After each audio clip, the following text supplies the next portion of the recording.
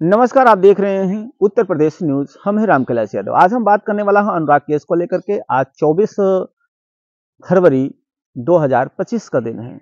काफी लोग जानना चाहते हैं, जो दरोगा राजेश दरोगा है, जिसे मुख्य रूप से मुख्य साजिशकर्ता बताया जाता है कि अनुराग केस में ये मुख्य साजिश करता है।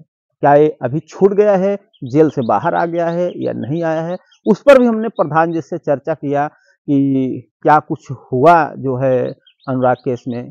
जो ये अपराधी थे, जिनका बिल मंजूरी हो चुकी है, आप लोगों को पता होगा, हमने वीडियो के माध्यम से आप लोगों को बताया था कि जो अपराधी ये बताया जाता है कि मुख्य साजिशकर्ता राजेश दरोगा था, उसका जो है बिल मंजूरी हो चुकी है।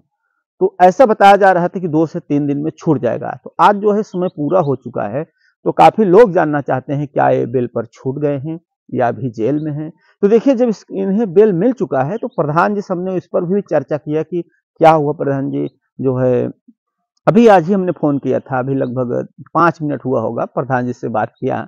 तो आज प्रधान जी वहाँ भी जाने वाले हैं, तहसीलदार कोर्ट में भी रास्ते में हैं, बोल रहे थे हम बहुत जल्दी पहुँचने वाला हूँ। उसका भी अपडेट आपको मिलता रहेगा।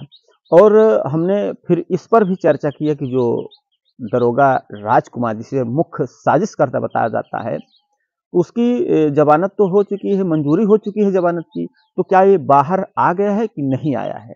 तब प्रधान जी बोले, देखिए इसमें भी जैसे मंजूरी हो जाती है कि इनका बिल मंजूर कर लिया गया है, अब उसमें भी प्रक्रिया है।